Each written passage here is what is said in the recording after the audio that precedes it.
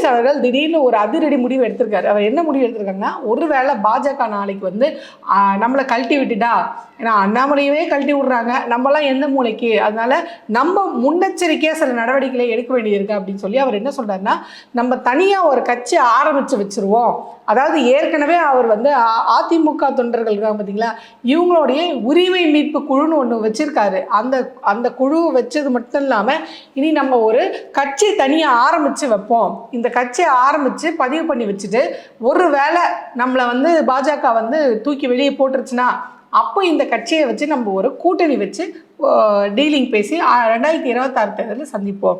எல்லாம் உடனே யோசிச்சாங்க, ஓபிஎஸ் அவரே ஒரு மிக்சர், அவரை வச்சு என்னங்க பெருசாக கூட்டணி யாருங்க வந்துட போகிறாங்க அப்படின்னு. இங்கே தான் நம்ம எல்லாருமே ரொம்ப தெளிவாக கவனிக்கணும்.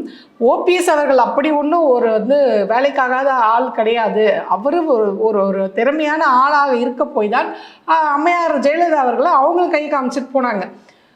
ஸோ அவர் என்ன காய் நகர்த்தார் அப்படின்னு பார்த்தீங்கன்னா, இப்போ விஜய் அவர்களுக்கு வந்து ஒரு கூட்டணி தேவைப்படுது. விஜய் அவர்கள் கூட கூட்டணி வச்சா என்ன அப்படின்ற பிளான் தான் அவர் வைக்கிற பிளான். இப்போ திமுகவுக்கு மாற்ற அதிமுகவுக்கு ஓட்டு போடுறவங்க இருப்பாங்க இல்லையா, அவங்களும் இப்போ யாருக்கு ஓட்டு போடுறதுன்னு தெரியல. அவங்களுக்கு இப்போ இருக்க ஒரே ஆப்ஷன் திமுக தான். ஸோ இப்போ இந்த ஓட்டுகளை எல்லாமே நம்மளுக்கு, அதாவது இந்த அதிமுக போய் பாஜக கிட்ட கூட்டணி வச்சதுனால அதிருப்தியில் இருக்காங்க பார்த்தீங்களா, இந்த ஓட்டுகளையும் திமுக மாற்றாக நினைக்கிறவங்க, அதிமுக நினச்சி இப்போ பாஜக கூட கூட்டணி வச்சதுனால ஏமாந்து போய் நிற்கிறவங்களையும் நம்ம பக்கம் விஜய் கூட கூட்டணியில் வச்சா நம்ம போய் இந்த மாதிரி ஒரு சக்ஸஸ்ஃபுல் கூட்டணியை உருவாக்கலாம்.